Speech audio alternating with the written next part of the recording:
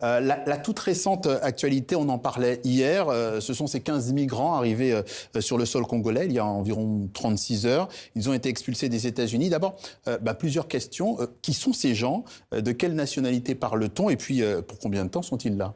Bon, ce sont des demandeurs d'asile qui se sont retrouvés aux États-Unis et dans le cadre d'un accord entre les services de migration des États-Unis d'Amérique et la République démocratique du Congo, on a convenu de pouvoir les recevoir temporairement. Il s'agit de 3 pays d'Amérique latine et pour l'instant, nous, on collabore avec les États-Unis d'Amérique et notamment l'Organisation internationale des migrations pour pouvoir accueillir ces migrants de manière temporaire, le temps qu'on puisse trouver d'autres alternatives et pouvoir les orienter vers d'autres pays d'accueil. De quelle nationalité parle-t-on? Il y en a ces 3 pays. Si mes souvenirs sont bons... Ah, vous ne le savez pas pour l'instant? Non, Vous ne revenez pas? Bon. Ils sont là pour combien de temps? Vous avez dit que c'est une phase de transition. C'est une phase de transition. C'est-à-dire, oui, à peu près?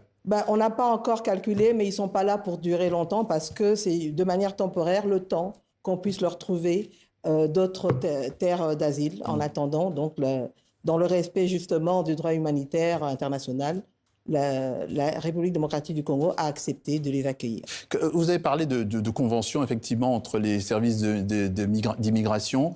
Qu'est-ce que le pays, qu'est-ce que la RDC a obtenu pour les accueillir, même temporairement? Écoutez, c'est un service que nous rendons aux États-Unis d'Amérique qui prennent en charge, en fait, leur séjour chez nous à travers, comme je l'ai dit, l'Organisation internationale de migration. Ils les prennent en charge, leur logement, leur alimentation, etc. Et donc, voilà, c'est dans ce cadre-là que nous avons accepté de les avoir chez nous. Il pourrait y en avoir d'autres?